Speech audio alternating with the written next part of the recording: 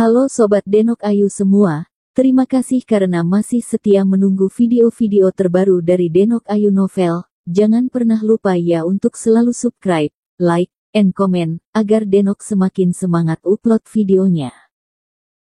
Menantu terbaik bab 722 tutup matamu dan tutup telingamu. Paladi, restoran paradisi di area villa pinggiran kota itu.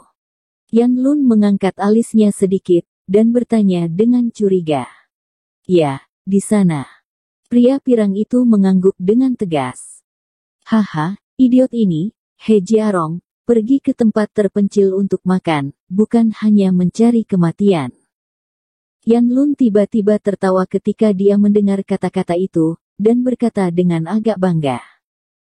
Mungkin anak ini biasa mengamuk di ibu kota, mengira tidak ada yang bisa merawatnya. Pria pirang itu buru-buru membungkuk dan tersanjung, diperkirakan dia tidak pernah bermimpi bahwa Tuan Yan akan dapat menghubungi master setingkat ini. Artinya, apa yang bisa diketahui oleh roti tanah? Semacam kebencian muncul di mata Yan Lun, bahkan dengan sedikit kecemburuan, dan dengan marah berkata, karena tidak ada seorang pun di ibu kota yang menetapkan aturan untuknya, maka Lao Su akan menetapkan aturan untuknya sehingga dia tahu bahwa dia bukan semua orang. Jika kau bisa menyinggung perasaannya, katakan padanya untuk turun dan biarkan Pluto memberitahu He Jiarong sebelum dia membunuh He Jiarong bahwa ini aku, Yan Lun.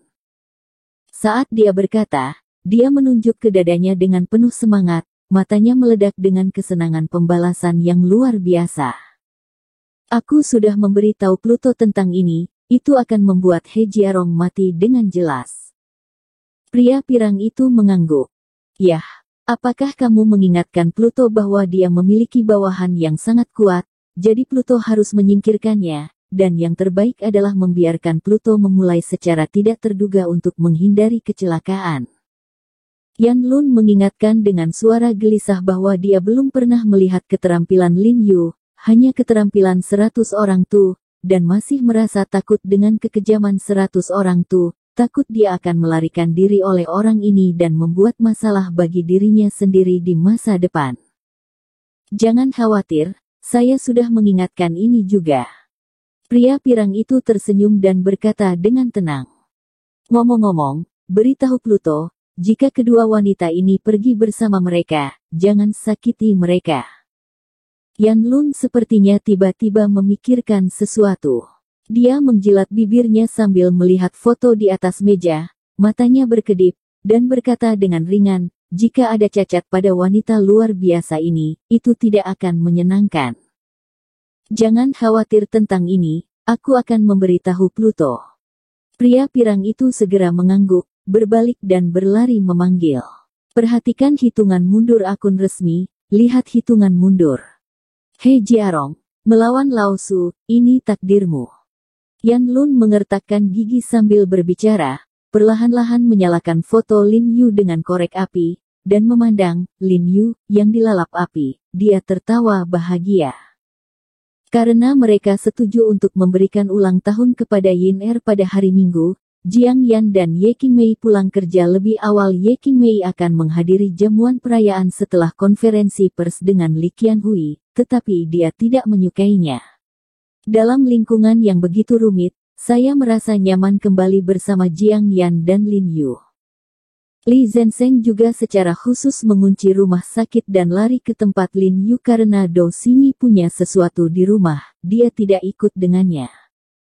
Jiang Yan dan Ye Qingmei bersih-bersih, dan salah satu dari mereka mengenakan mantel wol panjang dan meninggalkan komunitas. Bairentu dan Yiner sudah menunggu di pintu saat mereka setuju. Pada saat ini, ada salju tipis di luar, dan tanah menjadi agak putih. Yiner, lihat apa yang kubelikan untukmu. Jiang Yan dan Ye Qingmei dengan cepat berjalan setelah melihat Yiner, dan tersenyum dan mengeluarkan hadiah yang telah mereka persiapkan untuk Yiner. Saudaraku Niu, maaf membuatmu menunggu untuk waktu yang lama. Aku menyalahkan mereka berdua karena terlalu menunda-nunda. Lin Yu tersenyum minta maaf, dan langsung membanting Jiang Yan dan Ye Qingmei. Wanita, pacaran itu masalah. Kami baru saja tiba juga. Ratusan orang Tumian berkata dengan ekspresi tak tertandingi, Pak, sebenarnya tidak perlu repot-repot merayakan ulang tahun. Ayo masak sendiri di rumah.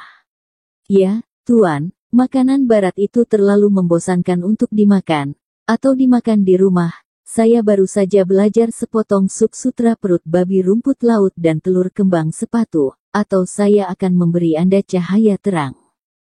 Li Zenseng berkata dengan antusias, dia sangat setuju untuk makan di rumah. Pertama, dia tidak ingin makan makanan barat, dan kedua, dia sangat ingin menunjukkan keahliannya di depan semua orang. Saudara Li, keahlianmu akan memiliki kesempatan untuk tampil di masa depan. Lin Yu tersenyum dan berkata, bagaimanapun, ini adalah ulang tahun pertama Yiner bersama kita. Secara alami, ini akan menjadi acara yang meriah. Selain itu, saya sudah mengatakan itu di restoran. Ya, para gadis lebih suka makanan barat, jadi mari kita pergi dan menghabiskan ulang tahun yang menyenangkan bersama Yiner. Jiang Yan juga mengangguk dan tersenyum, dan menyentuh wajah Yiner yang agak dingin. Bai Rentu tidak menolak lagi, mengangguk, dan memandang semua orang dengan rasa terima kasih. Setelah semua orang menunggu beberapa saat, pengemudi yang dikirim oleh Shen Yuxuan melaju dengan Lincoln yang diperpanjang. Yiner, masuk ke mobil. Jiang Yan tersenyum pada Yiner dan berinisiatif membuka pintu untuk Yiner. Yiner mengucapkan terima kasih kepada adiknya, dan masuk ke dalam mobil dengan penuh semangat. Ledakan. Begitu dia masuk ke dalam mobil, dia mendengar suara balon yang meledak, dan kemudian film berwarna-warni berterbangan di dalam mobil, membuatnya takut. Jiang Yan dan Ye Qingmei tersenyum dan berkata, selamat ulang tahun. Jelas, ini sudah diatur sejak lama oleh mereka dan Lin Yu. Kemudian Jiang Yan membungkuk dan menunjuk ke bagian dalam mobil. Yiner menoleh untuk melihat, dan kemudian matanya menyala, dan dia berteriak, dan melihat bahwa mobil di bagian belakang mobil itu penuh dengan boneka, makanan ringan, sepatu roda, dan rok. Yiner hampir saja melompat kegirangan, bergegas ke mobil di belakang, dan berteriak kegirangan sambil memegang barang-barang di dalam mobil, tapi dia tetap tidak bersemangat saat sedang bersemangat. Lupa mengungkapkan rasa terima kasihnya kepada Lin Yu, Jiang Yan, Ye Qingmei dan bahkan Li Zenseng. Terima kasih Tuan He, terima kasih Nona Jiang Yan, terima kasih Nona Ye Qingmei, terima kasih Saudara Li, terima kasih.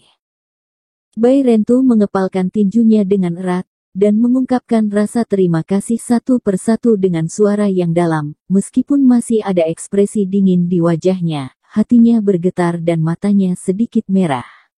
Sudah lama gurunya meninggal. Saya belum pernah merasakan rumah, tetapi Lin Yu dan yang lainnya sekali lagi membiarkan dia mengalami perasaan ini. Apalagi, justru karena bantuan Lin Yu dia bisa menemani Yiner di hari ulang tahunnya lagi selama bertahun-tahun. Pada saat ini, dia akhirnya tidak lagi merasa kesepian, dan akhirnya merasa benar atas permintaan guru. Semuanya keluarga, terima kasih, masuk ke mobil. Lin Yu menepuk pundaknya dan tersenyum, lalu memanggil semua orang ke dalam mobil. Saat kami berjalan ke restoran, Yiner dengan senang hati menyanyikan sebuah lagu untuk semua orang. Semua orang bertepuk tangan. Bai Rentu terlalu malu untuk tidak bertepuk tangan. Dia bertepuk tangan dengan irama kerumunan, tapi ini agak tidak selaras dengan ekspresinya yang mengerikan, yang menyebalkan. De Jiang Yan dan Ye Qingmei terus tersenyum, bayangkan saja seorang pembunuh top dunia bertepuk tangan dan berpose dengan sajak anak-anak. Benar-benar adegan yang lucu. Kerumunan bergegas ke restoran Paladi yang telah diputuskan Lin Yu sejak lama, dan hari sudah gelap. Salju memang sudah deras saat ini, tapi mungkin karena akhir pekan. Mobil-mobil di luar Paladi juga sudah banyak berhenti. Mereka semua mobil yang sangat mewah. Toh, seperti restoran semacam ini dengan konsumsi per kapita minimal 700 atau 800 yuan. Tidak semua orang mampu membelinya. Konon ini adalah restoran yang dibuka oleh chef restoran Michelin ternama di luar negeri, sehingga memiliki reputasi tertentu di ibu kota. Begitu Lin Yu dan yang lainnya menghentikan mobil, pelayan berseragam di pintu bergegas mendekat dan berinisiatif membukakan pintu untuk Lin Yu dan yang lainnya. Pada saat yang sama, seorang pelayan pria asing bermata biru lainnya sedang menahan dua payung bergegas dan menyerahkannya kepada Lin Yu dan yang lainnya. Setelah semua orang memasuki rumah, mereka menemukan bahwa tidak terlalu sedikit orang di sini hari ini, dan lebih dari separuh meja sudah penuh. Setelah Lin Yu memberitahu pelayan bermata biru tentang informasinya sendiri, pelayan bermata biru itu segera membawa mereka ke meja duoksi yang lebih besar di dalam, dan karena Lin Yu menjelaskan sebelumnya, hari ini adalah untuk ulang tahun Yin Er, jadi restorannya saya mengatur tempat duduk ini dengan sangat erat, beberapa balon ditempel di dinding, dan pada saat yang sama, berkat seperti, selamat ulang tahun tertulis, dan seikat bunga dan 2 kandil diletakkan di atas meja. Mungkin untuk menghidupkan suasana, lampu di seluruh restoran relatif gelap, dan terdapat kandil di setiap meja. Pelayanan di restoran ini cukup bagus. Jiang Yan dan Ye Qingmei sangat puas dengan tata letak restoran, dan membawa Yiner ke dalamnya. Lin Yu, Li Zhensheng, dan Bai Rentu melakukan kebalikannya. Bai Rentu melihat sekeliling dengan ekspresi di wajahnya, ini sudah menjadi kebiasaannya, dan dia harus menilai apakah ada bahaya di sekitarnya kemanapun dia pergi. Sapi tua, sangat mudah untuk keluar sekali, jangan terlalu gugup. Li Zhensheng mengaitkan leher Bai Rentu dan sepertinya merasakan ketegangan di tubuh Bai Rentu. Dia tersenyum padanya, sekarang tidak lebih baik dari hari-hari ketika kamu menjilat darah di ujung pisau, tidak banyak orang yang ingin menganiaya kamu. Alasan mengapa Li Zhensheng mengatakan ini adalah karena dia telah mengamatinya ketika dia memasuki pintu barusan dan menilai bahwa tidak ada bahaya di dalamnya, jadi dia mengingatkan ratusan orang untuk tidak gugup. Ya, Kakak Niu, ini ibu kota, tidak lebih baik dari tempat lain. Lin Yu tersenyum tipis, dia tidak pernah takut pada bahaya, karena kemampuannya dalam menghadapi bahaya sudah lebih dari cukup, apalagi sekarang Zigang Chunti telah membuat terobosan tertentu, sehingga kepercayaan dirinya meningkat tajam lagi. Bai Rentu tidak berbicara, dan mengangguk, tetapi masih melihat sekeliling lagi. Para tamu di seluruh restoran berbicara dan tertawa, dan para pelayan berjalan mondar-mandir. Karena area restorannya tidak besar, totalnya hanya sekitar 10 meja, jadi 100 orang membantai sekilas, lalu memindai restoran secara kasar, lalu berbalik dan memesan makan bersama Lin Yu dan yang lainnya. Setelah semua orang memesan makanan dan menunggu sebentar, pelayan bermata biru berjalan dengan piring buah dan berkata dengan hormat dalam bahasa Cina yang cukup mahir, ini piring buah yang kamu inginkan. Pelayan bermata biru itu berbalik untuk pergi. Bai Rentu menghentikannya tiba-tiba dan berkata dengan suara yang dalam, halo, bisakah kamu membantuku mendapatkan pisau buah? Pisau buah. Pelayan bermata biru itu terkejut, sedikit terkejut, Pak. Buah di piring buah ini telah dipotong. Piring buah yang baru saja dibawanya berisi berbagai macam buah-buahan dengan berbagai warna, dan semuanya dicuci, dikupas, dan dipotong, jadi ia tidak tahu mengapa Bai Rentu menginginkan pisau buah. Saya suka menggunakan pisau saat makan buah. Bai Rentu berkata dengan ringan. Ada garpu di atas meja. Dan pisau. Pelayan bermata biru itu mengingatkan. Ku bilang, aku suka makan buah dengan pisau. Bai Rentu dengan keras kepala menggelengkan kepalanya, mengambil pisau di tangannya, dan berkata dengan ringan, pisau ini tidak cocok, saya ingin yang runcing. Lao Niu, bagaimana kamu makan ini? Li Zhensheng berkata dengan sedikit kebingungan. Kebiasaan pribadi. 100 orang kata Tu Sen. Kalau begitu tolong bantu dia mendapatkan segenggam. Lin Yu tersenyum. Lin Yu juga tahu beberapa hobi khusus 100 orang. Misalnya, dia tidak suka melepas sepatunya ketika dia tidur, dan dia harus membawa belati ketika dia pergi ke kamar mandi. Semuanya berasal dari masa pembunuhnya. Kebiasaan, untuk sementara sulit diubah. Pelayan bermata biru itu tersenyum tak berdaya dan berkata, "Oke, tunggu sebentar." Tidak lama setelah dia pergi, dia berjalan ke sini dengan nampan berisi pisau buah tajam.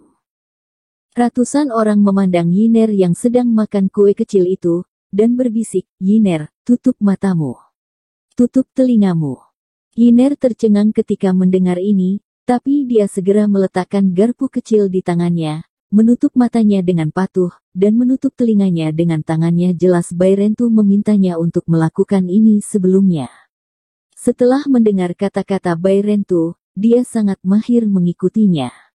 Lin Yu, Jiang Yan, dan yang lainnya di meja yang sama tiba-tiba tampak terkejut. Mereka tidak tahu apa yang Bairentu lakukan, jadi mereka menatapnya dengan curiga. "Nona Jiang, Nona Ye, maaf." Bairentu mengabaikan tatapan terkejut semua orang, dan dengan tulus meminta maaf kepada Jiang Yan dan Ye Qingmei, membuat lawan Jiang Yan dan Ye Qingmei semakin bingung. "Tuan, inilah pisau buah yang Anda inginkan." Pada saat ini, pelayan bermata biru itu sudah mencapai keterampilan Bairentu memegang nampan. Bairentu tidak berkata apa-apa, kepalanya yang seperti palu menyapu ke belakang seperti kilat, dan itu berada di tengah perut pelayan bermata biru itu. Pelayan bermata biru itu tiba-tiba mengerang, tubuhnya membungkuk seperti udang, dan pisau buah di nampannya juga terbang keluar. Satu sisi tubuh Bairentu, tangan kanannya meraih tendangan voli, yang satu meraih pisau buah di udara, sementara tangan yang lain meraih tangan pelayan bermata biru dan menarik ke meja. Pisau buah di tangan kanannya membanting, membenturkan tempelkan telapak tangan pelayan bermata biru ke meja. Bersambung. Terima kasih sahabat Denok yang sudah mendengarkan video ini. Jangan lupa like, comment, and subscribe ya. Terima kasih.